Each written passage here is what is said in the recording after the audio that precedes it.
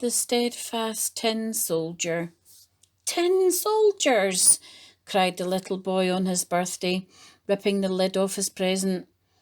It was the first sound the tin soldiers ever heard, since they had lived all their lives in their box.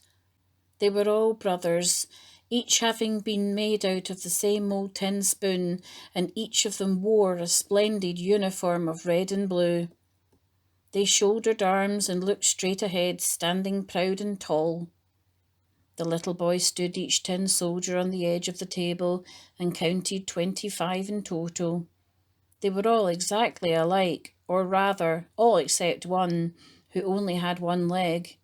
He was the youngest because he had been made last, and there hadn't been enough melting tin left from the spoon to give him two legs. Nevertheless, he stood as straight and tall and proud as his brothers, and this made him the most remarkable of them all. There were lots of other playthings on the table with the tin soldiers, for the little boy had had a very happy birthday indeed. There were bears and balls and building blocks, a spinning top and a kite, and right in the centre of it all was a magnificent paper castle. Beautifully furnished rooms could be glimpsed through the tiny windows, and outside little wax swans glided over the looking-glass lake. It was all very lovely, but the loveliest of all these things was the tiny dancer standing at the open door of the paper castle. She too was made of paper, and she wore a pretty white dress with a narrow blue ribbon draped over her shoulders like a scarf, and a glittering tinsel rose pinned to her front. She stretched out both arms and raised one of her legs so high that the tin soldier could not see it at all, and thought that she too only had one leg. But he worried that she was too grand, living as she did in a castle, while he only had his box, which he shared with his 24 brothers. He hid on the table behind the kites so he could peep at the beautiful dancer, who stood all day long on one leg without losing her balance. When evening came, the other tin soldiers were all put back in their box, and the people of the house went to bed too. At midnight, as always happens when you are fast asleep, the playthings sprang to life and enjoyed their own games together.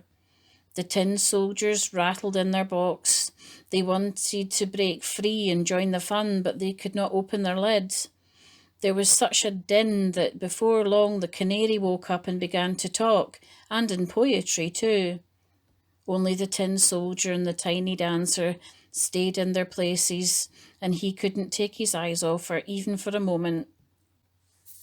The clock struck one, and with a bounce off sprang the lid of the jack-in-the-box, and out popped a little green goblin. "Tin soldier, don't wish for what does not belong to you," warned the goblin, but the soldier pretended not to hear him. "Very well, just you wait until tomorrow then," said the goblin, and he climbed back into his box. When the children came into the playroom the next morning, they placed the tin soldier on the windowsill.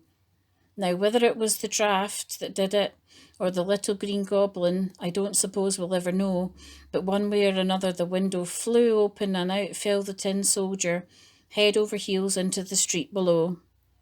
It was a terrible fall, for the playroom was on the third floor, and the little tin soldier landed head first, his helmet and his bayonet stick between the flagstones and his one leg in the air. The little boy and his nanny rushed outside to look for him, but he was nowhere to be found. They did not know how nearly they stepped on him.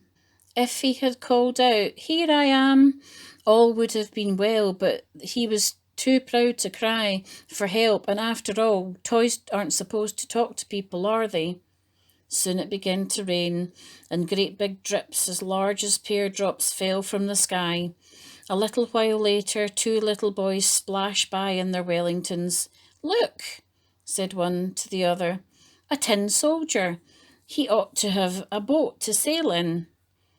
They made a little boat out of newspaper and set it in the storm-tossed gutter with the unlucky tin soldier aboard.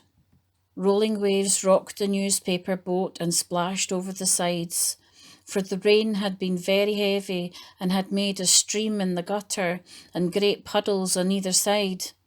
The boat sailed on, spinning and twirling on the waves, yet the little tin soldier stood firm, shouldering his musket and staring straight ahead as he had always done.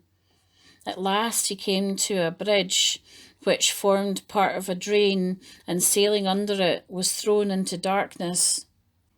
Deep in the gloom, the soldier spied a great big water rat who had made the drain his home. "Give me your passport," demanded the rat. "Give it to me at once." Of course, the poor tin soldier did not have a passport. There was nothing for him to do but to keep quiet and clutch his musket tighter than ever. The boat sped on, and the stinking rat followed it, bellowing all the while, "Stop him! He has not paid his toll! Stop him, I say!" "This is all Green Goblin's fault," thought the tin soldier gloomily, trying not to think about the beautiful dancer who he would never see again. If only she was with him now. Suddenly, a snatch of daylight appeared in the distance. It grew larger and larger as the stream rushed on, falling at last into a canal as dangerous to our hero as a waterfall would be to us. He was too close to it to stop, and besides, he was sailing too fast.